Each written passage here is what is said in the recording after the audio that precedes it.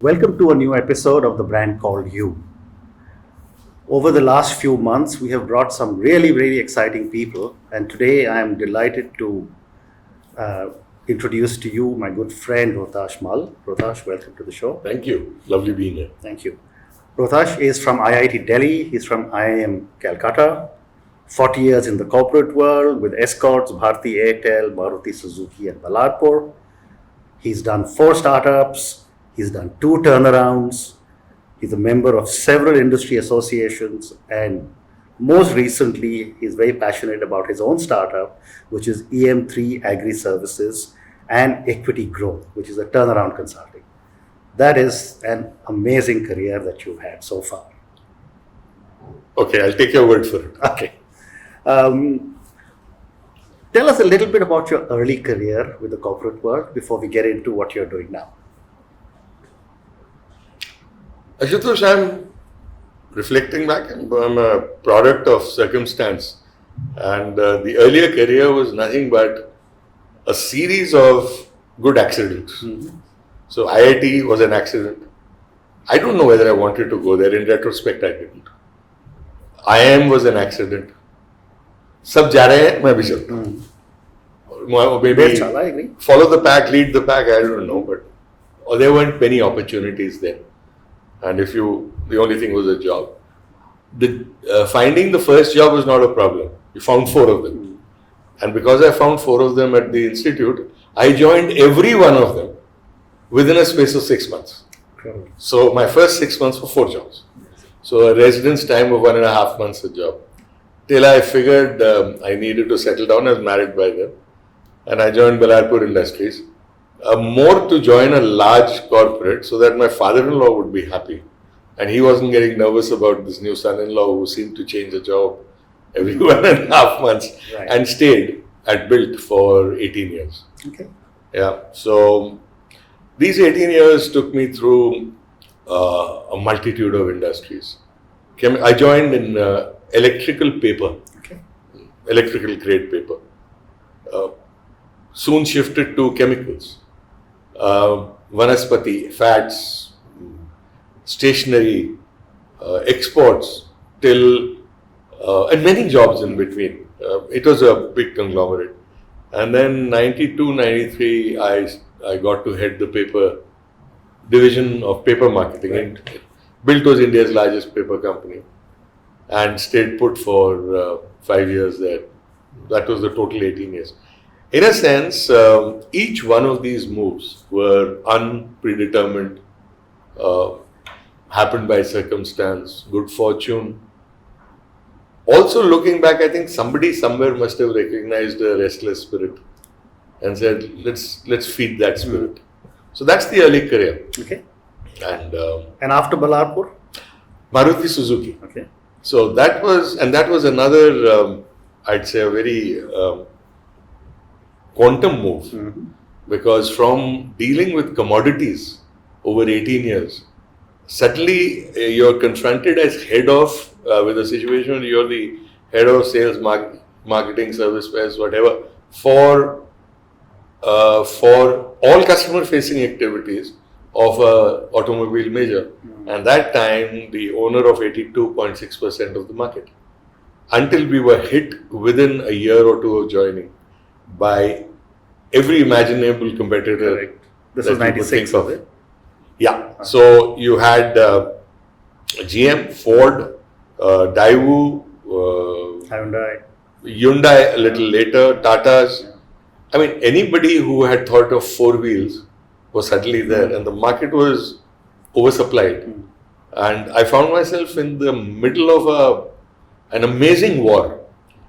A war complicated by yet another internal issue.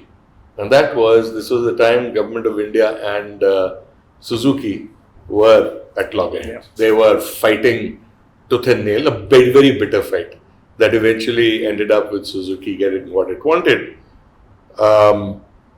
But because we did not have any new models, mm-hmm. any technology at that time, so a guy like me marketing was on the back foot. We had to rechurn models. We had to come out with new customer appeal or brand new market strategy in the face of adversity, internal adversity. Our adversaries were in the boardroom, and then still keep your place in the market. So have the singular fortune of being rewarded, awarded, lauded for driving down a company's market share from 82.6% to 51% in the short span of 3 to 4 years. Though some people say that driving down market share actually increased the number of units sold. Because the whole market increased so significantly. Look, that it would have in any case. The moment you have oversupply in the market, price points are declining. Even today, look at the price point of one of these fancy cars. 6, 7, 8 lakhs you can get a car. This is what the Maruti Esteem used to be at that point of time. And that was what? 18 years ago? 20 years ago? So have real prices kept up with inflation? No. The industry has absorbed inflation and thereby expanding the market. Correct. Right. In fact, I remember one very interesting story of when we moved back from Singapore. We had to buy a Maruti Baleno. I walked into the showroom in Gurgaon, and the guy says, "Have you got your car loan?" So I said, "No." I said, "Can I pay for the car on my credit card?"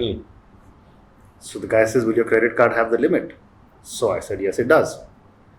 So I paid on the spot with a credit card for that Maruti Baleno, and I drove it out of the showroom. I mean, I had never experienced something as efficient. So sales processes, deliveries, the entire consumer side of the business was the evolution at the point where I joined. So in a sense, I was one of the first lateral entries into Maruti. Usually they were all homegrown leaders and managers. And I guess Mr. Bhargav's attempt at that time was to get in talent, and more followed, to make sure that these winds came into Maruti, some new thought came into Maruti. Fact of the matter is, at that point of time, the only way you could buy a car in the mid-90s was to put money down. Consumer credit for buying vehicles was practically non-existent. It was 3%, 2% penetration. It's like 98% penetrated now. Correct. And after Maruti, you moved to Bharti? So that was another quantum move. Okay. From running automobiles. From paper to automobiles to telecom. So it's been violent shifts in the career. Wonderful. So from automobiles to telecom. And that from head of the consumer side, rather reporting to the managing director, to running a telecom company within an overnight space. That violent change is a little more violent than can be imagined. There's violence in here. Your gears have to shift. Correct. So I don't see it so much as a shift in industry as a shift inside the head. And that was another amazing 7 years, amazing experience. And then after that to agriculture again. Yes and no. The tail end of the Airtel story was the setting up of a couple of enterprises and running them in the domain of agriculture and foods. Okay.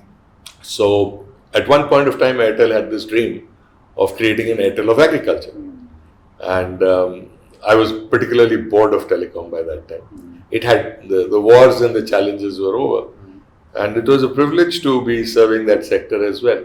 So the shift from there to Escorts was an engineering company, is an engineering company in agriculture. So in a sense, a tractor is an automobile in some sense. Correct. The driving forces of production, marketing, consumer facing stuff, processes were all automobile, right? And the application was agriculture. So in a sense, fate willed it such that the tail end of the Airtel experience in foods and agriculture, moving into an intersect of automobiles and agriculture, leading me on to what I did post-retirement. Right. I didn't plan any of this. It kind of happened. I agree. So, but they say there are no surprises in the universe. They call it destiny. That is so true. But somewhere there must have been a script playing out. I'm unaware of it. And yet, I think, you walked into the automobile sector with Maruti and you saw some of the most intense competition. Absolute. You brutal. walked into Airtel and you saw some of the most intense competition. Brutal again. Right? How does an organization respond to such intense competition from a situation where they're almost monopolistic? Must be a complete mind change that has to happen. In fact, the way to confront that competition is not in the market. The way to confront that competition is in the mind. Correct. I particularly recall a management conference, must have been 25, 30, 40 people in the room. And Sunil taking the stance, Sunil Mittal, that is, taking the stance that, when the winds are violent, you have a choice. You have a choice to ride the wave. You have a choice to put up your sails at the risk of getting them ripped apart. Or you have the choice of putting down your sails, hunkering down, so to speak, and putting your head down and let the storm get over. And storms do get over. Yeah.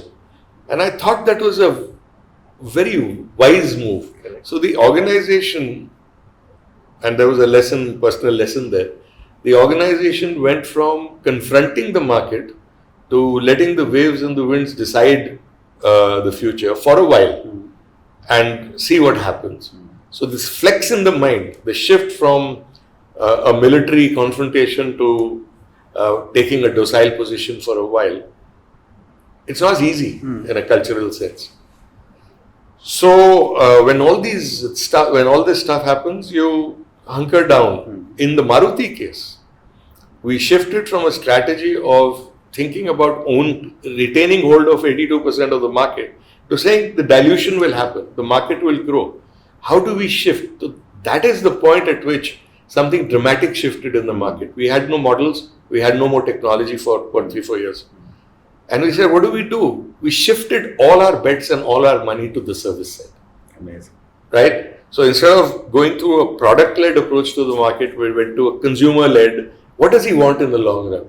And if you might remember that ad which said the service station in Leh, and that Ladakh story, and it came from what? It came from saying put everything, all the chips on the table behind this thing called service, and it paid off. I agree. And so you're confronted on one side, but then, as they say, this confrontation opens 4 more doors. Opportunity was sitting in service. So you owned the mind of the market and the mind of the customer through the service paradigm, which has stayed on till today. Yeah. Particularly delighted about that one. Yeah. In fact, the 2 examples you've just given, Airtel, the hunkering down and waiting for the storm to blow over, and Maruti, they're shifting focus to a service-led approach. That's right. I think these are both case studies for And the the corporate engineering world. mind Correct. doesn't let you do that. Right. And the mind of an individual and the mind of a corporation can get to be engineering oriented. Steel, engines, transmissions, and unfortunately a lot of the MBAs, business leaders that you have, young ones and old, are engineers to begin with. Correct. Right? So the mind goes to those solutions. Oh, absolutely. Then, you moved in, you started 4 startups, and then did 2 turnarounds. So I want to ask you, you've done so many startups and now you've got a very fascinating startup in agriculture, and I'll come to that. But my questions are a little more generic. We are in an age now where the government is encouraging startups. Every young individual wants to have his or her Every own upstart. Every upstart wants a startup. Absolutely. So, and yet we also know this horrifying statistic that only 1 out of 10 startups actually makes it. Based on all your learnings, what are some of the basic mistakes startup entrepreneurs make? I am not very qualified to answer that authoritatively.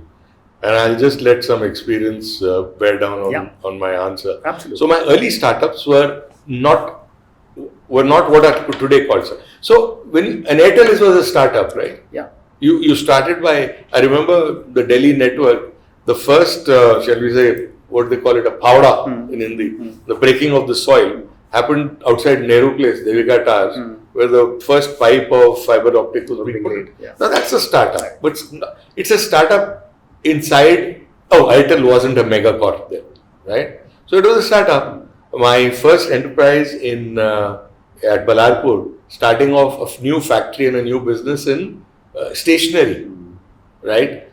It is a startup, yet not. It's inside a cocoon, which is a And large. yet today Balarpur stationery is very big. Yes, but there's a but. Profitability wise, etc. wise, I don't know what it is today, but we were losing money. We were making the market for high quality, high quality stationery. So there are startups and startups. Now the startup in the new sense of the word is, a bunch of guys getting together and taking one corner of the universe and saying, we'll change it, we'll fix it, we'll conquer it, we'll build a new market. So in a sense, your question, if it is about lessons for people who are in the new startup definition, I would probably have a couple of pieces of advice in retrospect. And that is, think about getting a few talented people together. Look, there are so many variables, right, that you do need to, and many storms coming, you do need more than two hands to hold the thing together. I think holding hands and that model of holding hands, particularly people who are differently talented, and the sigma of all these talents gets there. So, my advice would be, do think about owning only a quarter of a large cake than a large proportion of a small cake. Yeah. The second one is this eternal debate of when you need money. And my advice on the balance would be, take money early. Yeah. If you have backers and your idea is good, and even if you don't have much proven on the ground, take money early, because then this abundance mindset, you've got money in the bank, right? Will allow you to go and hire talented people. People who are middle-aged, they've got school fees to pay and EMIs to. You've got to take away that insecurity, right? Now, oftentimes the startup artist starts thinking about, if I dilute too early, I am actually letting value go into the hands of the guy who's providing me capital. So bloody what? Absolutely. Right? Now, so it's this hunger of various kinds that you need to kind of assimilate. And I would say it requires a deep, deep introspect into what you really want. Do you want to maximize wealth, or do you want a large enterprise, right, of which you own a small portion? Absolutely. And oftentimes this lack of clarity gets you into all kinds of corners and gullies. Yeah. So tell me, we'll get a lot of questions, and our chat will be watched by thousands and thousands of people, as all our podcasts are. Question that I often get from people who watch is, how important is it to get a partner in your startup journey? I know you have your son as a partner in your EM3.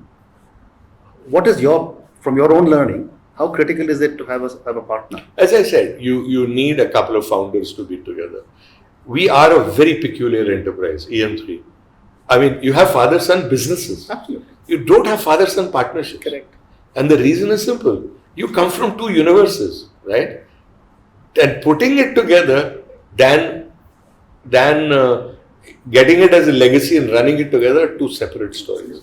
So, partner is very important. Yeah. Ideally, a partner who's more or less kind of you, right? This one is a different kettle of fish. Great. Mine. I'm going to come to that. There are more questions in that.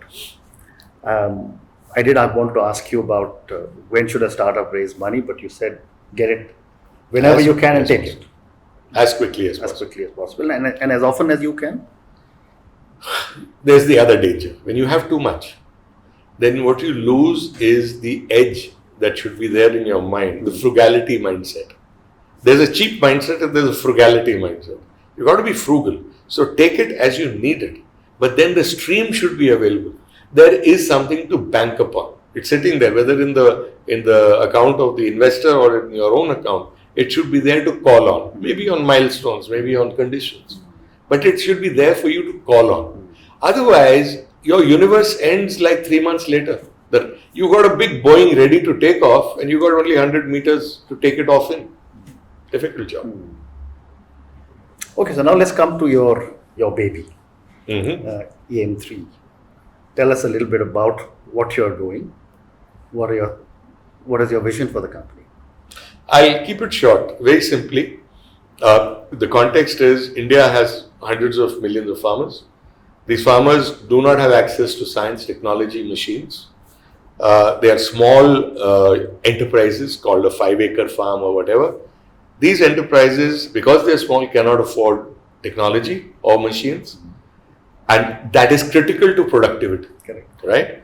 So if you don't apply science and technology, you don't. India's productivity is what 25% of global standards per acre, in spite of the best sun, the best water, and just about the best soils, best microclimates. So this injection requires technology which the farmer can't afford.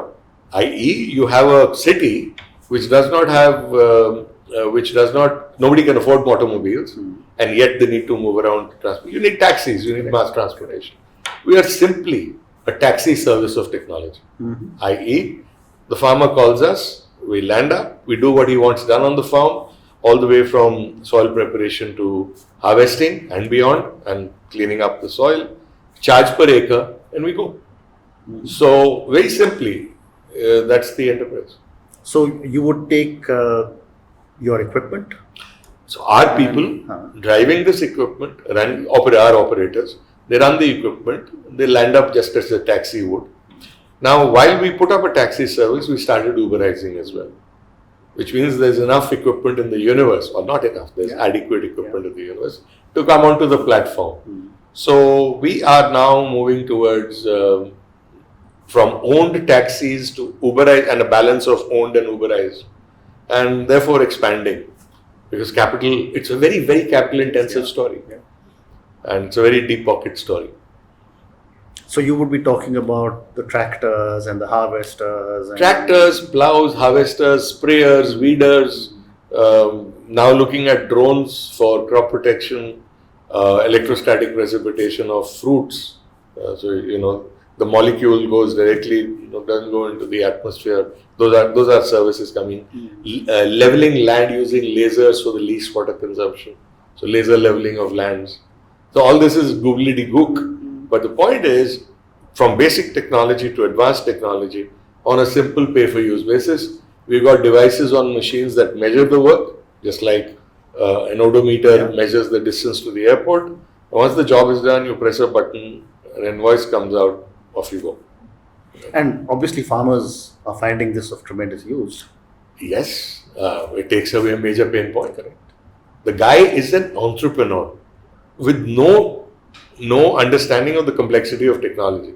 So let's just roll clear this. You run your enterprise and you have a SaaS, like software as a service. We are a FAS, farming as a service company. In short, that's us. Amazing. And how, which are the places that you've already expanded in? So far, we are in 34 places in Madhya Pradesh. We are in 245 places in Rajasthan. We've just opened up Eastern UP with dreams of a southern. So, it's not like telecom circles. That's in the making. Very interesting. So, moving on now, Rohtash, this is a question reserved for people of your and my vintage. We've all finished one stage of our careers in life, and yet given the kind of health that we have, I do believe that our life post 60 will probably be as long as our working life. Most of us. I hope so. I'm sure we will.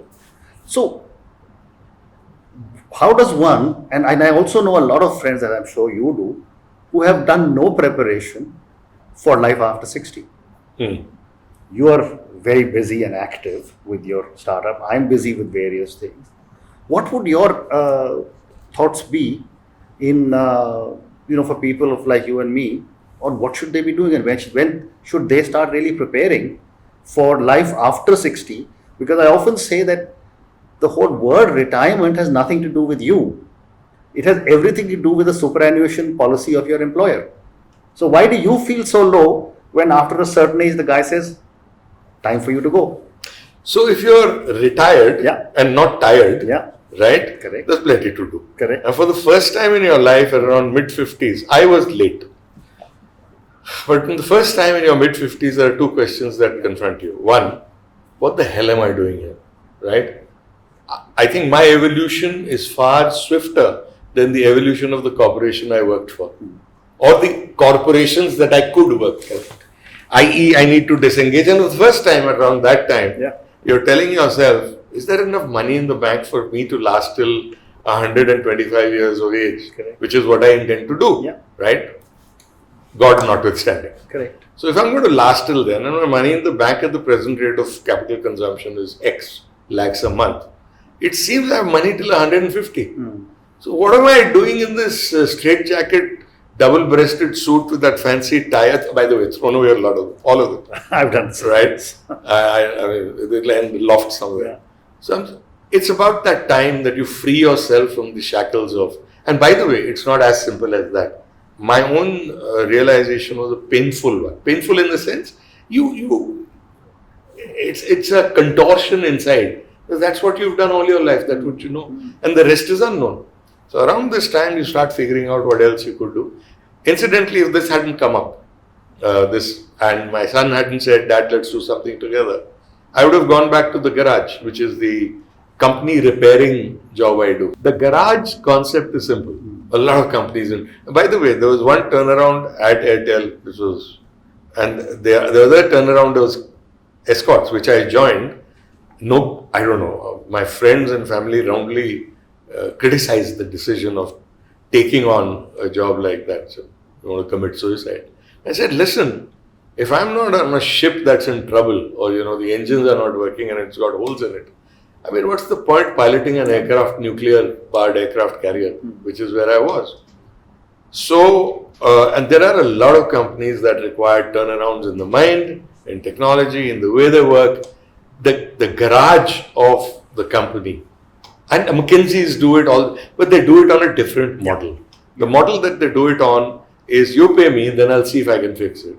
I'm saying I'll fix it with you in the saddle, and you pay me after it gets fixed, to the extent that it gets fixed. So give me a share of incremental profits rather than give me a consulting fee, right? So now my skin is in the game. And then I have friends around me, an expert on this and an expert on that and an expert on that. Just like a garage has the bijli wala and the denter and the painter. Absolutely. So that's the concept, right? So I would have gone down the garage path, and I still do, which means that I work with people sequentially, one at a time. Companies that are psychologically in trouble or culturally in trouble, financially, all these actually show up on the bottom line. And then EM3 takes a fair bit of my time, and I keep my hands in various other things. So yeah, around the mid-50s is when it happened to me, this realization, what the am I doing here? And let me go and do something different with my life. By the way, the freedom allows me, not so happily, even at 65, to confront the same question daily. Because what got me here is not going to get me there. And I don't even know what there means, right? That's WIP. So, there's a lot of philosophy that we're entering. You're absolutely right. I mean, these are kind of decisions that each one of us has to internalize and take. And yet, I have seen so many people who are completely ill-prepared, and then, it's like the earth is flat, and on the 60th birthday they fall off, and then they suddenly say, now what am I going to do? I know so many people. It's a terrible prospect, isn't it? I can understand. I cannot understand how terrible, but it would be a terrible prospect to get up in the morning and say, now what? Time hangs on. I have a different problem today. I mean, assuming that I have 20 more years of high quality work ahead, that makes it only 1,000 weeks. Right? And I don't know how a week vanishes. Absolutely. Sunday evening already? The next thing is Sunday evening already? So it's moving very rapidly. Too rapidly for my liking. I agree. So I'd rather have this than it having, where does the week go? Oh, it's only Monday now. I know. That Well, would be there are people who come and told me that, we forget which day of the week it is because they've got nothing to do, I'm acutely conscious isn't it? of which day of week and what time it is. I agree. And my calendar is brutal. I agree. Okay, so now moving on, I'm coming toward the end of our chat, but one question I love to ask all my guests. We've all had lots of failures in our life. So I want to know, what are your learnings or your learning from some of the failures you've had? I have had I've had the good fortune of having an incredible number of failures. Yeah. Right? And each one of those failures I could trace back to my own psychology at that point in time, my own mindset, or my inability to change my mindset. So one I recall vividly amongst the many. This was Airtel, then BTVL, Bharti Televentures, and you might recall a brand called Touchtel. Yeah. So Touchtel was launched, and the only one thing I got in terms of mandate from Sunil was launch before Reliance. Yeah, and Reliance had been on the ground for 2 years, and we started the company, and he says, just launch before Reliance, forget about everything else. So this was 3 words, that was the credo, the mission. And I set about doing that, assembling a team, getting them to work. The learning was that in about 9 months, I do believe it's a world record, from license to first call. 9 months. And, fiber optic network. We launched in 9 months, from license to the first call. So this was an amazing success. That night, I was all over television and the next day's papers, and history was in the making. So can you imagine the height of that elation? Little realizing that right under that elation, that success, was one amazing failure. I had driven the team not merely to tears. I had driven the team to the ICU. 2 of my boys were in the ICU. One of them eventually came out and said, I've had enough of the corporate world. The poor man was from MTNL. And so essentially what I had done in those 9 months or 12 months was actually shove 12, 14 leaders into the boiler for fuel. Now the amazing realization was, and from a typical theory Y manager earlier, Maruti, and I turned in those few years with that one mission into a complete theory X manager. The same guy, the same mind, the same good this thing, and you shifted your internal culture completely to this. So the next assignment that I got after launching this was a major operation, Madhya Pradesh. And I slowly drifted back to this realization, to getting midway between theory I and X. And it was an amazing turnaround story. So in terms of failures, the inability to watch yourself, inability to go still and reflect on what you're doing and do it, in a balanced manner, I guess that was one of the big ones. And I have. We can keep recounting many. We all have. Thank you so much. I might make one a day. That also we all do. So Rohtash, thank you very much. I sincerely hope we'll do many more podcasts. But we will certainly do one 10 years from now, 20 years from now, and 30 years from now. As you keep on reinventing yourself. Yeah. Thank you once again for being on our podcast. It's been fantastic having you. And thank you for your wonderful work. Pleasure and a delight. And thank you for having me here.